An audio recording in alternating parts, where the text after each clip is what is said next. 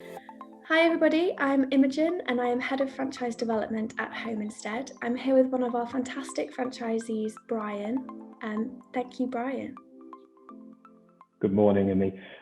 I'm a franchisee, as you say, and I own with my wife the Frodsham, Runcorn and Widnes franchise. The business has been running for 10 years and we took it on as a resale and we're just coming up to our 5-year anniversary. So I suppose thinking back 5 years ago, it seems quite a long time, but why did you decide to take on a Home Instead franchise? Interesting journey. I'd worked in blue chip American companies in sales, marketing and general management roles for over 26 years. And in my mid-50s, found myself redundant. So that put time for me to really think about the future and what I wanted for the family. I'd had an enjoyable career, but I'd also traveled very extensively, particularly when my children were young. One of the conclusions that we arrived at, that I was only ever going to get on an airplane to go on holiday. So we just had enough of traveling all over Europe. We'd lived in the Netherlands, we'd lived in Chicago. It was time for something different. Wanted to do something local. Was looking for something more meaningful in terms of community. I had run a small automotive shop and restored cars in a small business in my early 20s. And so I started thinking maybe it was time to do something for myself. And you have to reflect a lot when you're going to make a decision like this. And that reflective time was really, really valuable. And you've got to think about what your skills inventory is. What are you good at? What do you enjoy doing? Equally important, what don't you enjoy doing? And that led me to start thinking about franchises. I've got the general management skills, I've got the sales and marketing skill set, but I haven't got necessarily an operational skill set. So I'm starting to think, is there a franchise, is there a model out there that would be interesting from a business proposition? It would also mitigate a lot of the risk of starting a business in your 50s. So I'm going through this process, but I'm beginning to think, franchising actually looks quite interesting. And it could give me the depth of support where I can be the driving force in the business and strategic force, but there's a lot of operational support around that would complement my skills and my background. And I was looking through franchise lists, looking on the internet, searching, and I saw this Home Instead. And I think, I've seen that man on television. And our UK founder, I remember seeing Trevor on the ITN news. I thought, that's a bit interesting. I'd also been a supplier of cleaning and hygiene chemicals to major players in the care home market. So I had a sort of inkling, and I knew, shall we say, the breadth and scope of quality in the care home market.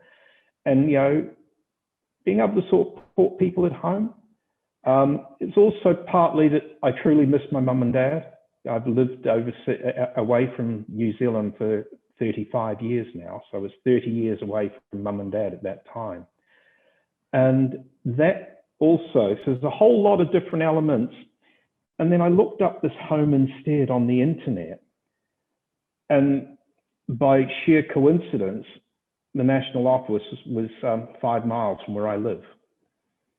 So I sent off an email and said, I'm kind of interested in, from the research I've done, this is a strong brand. This is an ethical company. This is a company that has, it's a business, but there's meaning beyond the business in terms of community.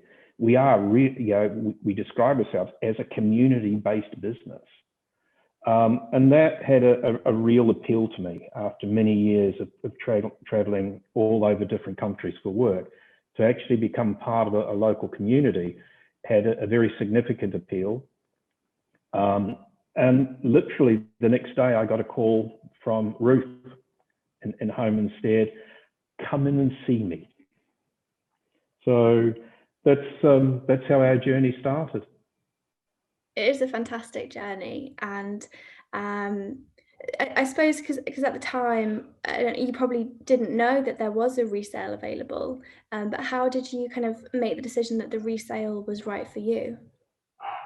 That was a very good question.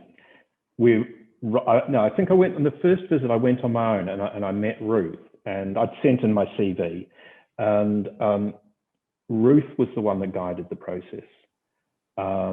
She looked at my CV, and I had been involved in significant business turnarounds at quite some scale over the years. And we started a conversation.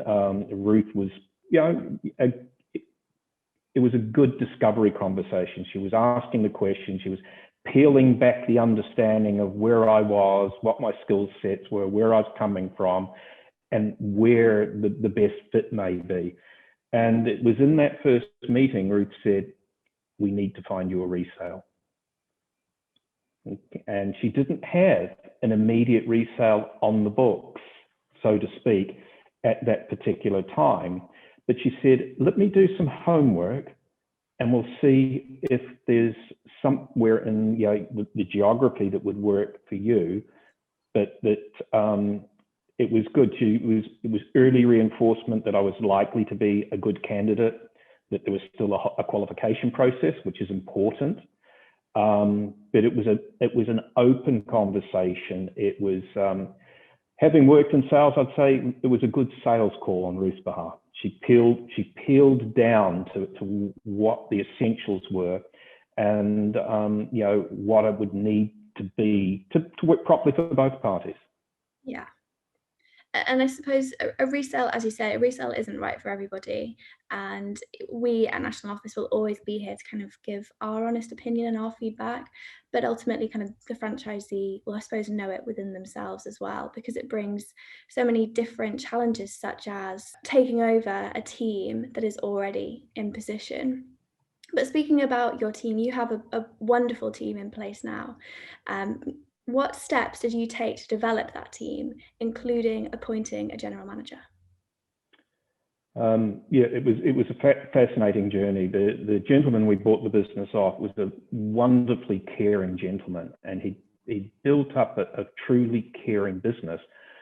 But I'd have to say that running a business wasn't his gift, shall we say, and that's why he was selling. He wasn't enjoying running it.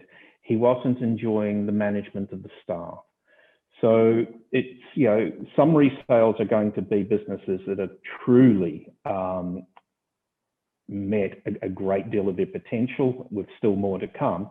Some of them are going to be where someone's just not enjoyed the experience, and that's pretty rare in Home Instead, but obviously in my case, that's what happened. So as an old boss of mine would say, when you're coming into that type of resale, you've got to fly the plane and fix the engine, okay? And so you've got to have a very broad skill set, and you really want to see an individual or partnership, husband and wife, for example, that's been tested, okay, in those environments, because there was a significant personal investment. One I'd gladly do again. It was a wonderful journey, but we had to make some pretty significant decisions. We made some decisions about what our expectations were. We made our decisions about how we wanted to structure and move forward. And part of that led me to just over 12 months in, I was looking for a new care manager. I'd interviewed 12 candidates, and I had a really clear idea what I was looking for from my past experience. but trying to find that and making sure that person would fit with the operational capability, I was looking for some quite unique skill sets, but I was also very determined that that's what would be needed to get the business to where I felt it could be and I wanted it to be. And the 13th candidate walked in. 10 minutes into that interview, I said to Laura, I think we need to change the discussion. I'm not looking for a care manager. I'm wanting to hire my future general manager. That particular instinct, and these are instinct calls on that day, set and train the turnaround. The turnaround of the business truly started on that day. You know, we were 12 months in and we were still on a very steep learning curve. We'd made significant progress. We'd improved the profitability of the business, so the cash flow was in good shape to be able to move forward. And we were beginning to grow. I'd taken control of recruiting and the recruitment drive was really beginning to work. So yeah, the basics of the business equation were well on the way to being fixed. Operationally, I wasn't satisfied at the level we were operating at. So Laura came on board and 12 months, literally 12 months later, we had a CQC inspection. Prior to Laura coming on board, I would not have been comfortable with that inspection. We'd been up for, I think, you know, genuinely up for some serious critique. I think we'd have been okay because we were showing all the desire and willingness to improve things, but we still had a lot of work to do. We were rated outstanding within 12 months of Laura taking operational responsibility for the business. So in that process, she went from being a registered care manager to our operations manager. And I'm pleased to say on January 1st, not long after her 3-year anniversary, I had hired the general manager and she's now operating at that level. Fantastic. And having a general manager in position, what does that mean for you in your day-to-day? So what does that look like? It's going to take us 6 to 12 months to get it to where we envisage it being. Partly that's impacted by COVID, which has put additional challenges and stresses on every business. But what does it look like? It looks like I'm working on the business. Okay, I'm operating strategically. I'm giving her space to run the business, okay, to be running and working the business, and not just the operational side where she's come from, but the whole business development function as well. The networkers, the marketing, the recruiting, and there's roles there we will be investing in the next 4 to 5, 6 months. It does mean that I become more strategic, that I'm plotting out the future, I'm looking for the new initiatives, I'm looking at how do we build and grow. It also means that I'm probably playing golf a couple of days a week. I'm 60, I'm looking for a life balance. I'm certainly not ready to retire. I've got too much energy and I would not enjoy having that. But I would enjoy taking an extended holiday to New Zealand, where I grew up, and being able to Zoom in with Laura a couple of times a week. We've got all the systems in place. Everything runs off the cloud. I've got a very good overview of the business even when I'm not here. And I'm no longer needed to work in the business. More than 2 years ago, I was politely told that I was no longer needed in the regular operations meetings, that I was surplus to requirements. And that was a real sign of the success of what we were trying to achieve. Absolutely. And kind of just blue sky thinking, what is that for the business? What is that for the business? We bought the business coming up for 5 years. It's over 4.5 years ago now. Before or around the time we meet our 5th year anniversary, we will have tripled the revenues in the business, and consequently the operating profit is multiple folds higher than when we bought the business. And you know what? That's a reward for hard work. It's a reward for doing a great job. It's a reward providing outstanding care in the community. It's a reward for looking after and developing your staff. So, it's rewarding on multiple levels. So what does it look 5 years down the track? Well, a lot more golf. It's about life balance, but it also means still being engaged, still enjoying the engagement whilst having the benefits. And so not being completely retired, but not necessarily working full time, being able to spend more time doing other things, maybe working with different aspects of this industry and not just your own more narrow aspect in the business. Being able to give back is the way I've talked to Ruth about it. Maybe there's an opportunity to give back to the network even. Things, that you can share and engage with new people coming into the network. So there's some ideas and thoughts around that. It also, given the position of Home Instead, given the branding and the investment, the capability within national office, and the enormous capability within the network, I could see that we can triple revenues again in that sort of time frame. It's not an unrealistic, and being able to work on that as a strategic aim and having operational leadership that are able to concentrate on working and delivering that's a great partnership for me, and that's what I enjoy. I think it's incredible to see what you've achieved in 5 years. So what you're talking about now, I am sure will be just as achievable for you and the office team. But just finally, if just thinking about the people watching this video, they're probably people who are looking at a Home Instead franchise and probably in particular a resale. So for those people in that position, because you've been there for yourself, is there anything that you would recommend that they look at or they do? Any advice you'd want to give them? Yeah, do your homework. Really do your homework, and I'm sure anyone taking on. We are rated #1 in franchise, the top 100 franchises in the UK for a reason. And as I've mentioned, there is a real depth. Over 220 franchises, there is real depth in the organisation. There is real depth in national office and the way the integration across franchise or franchisee partnership works. So, that strength, I visited 3 franchises before I bought this business. The advice, the engagement was phenomenal. I'm actually, because of the geography of my franchise, I'm in 2 local owners groups, Liverpool and Cheshire. Those local owners, they are there to support you. You've got no competition with each other.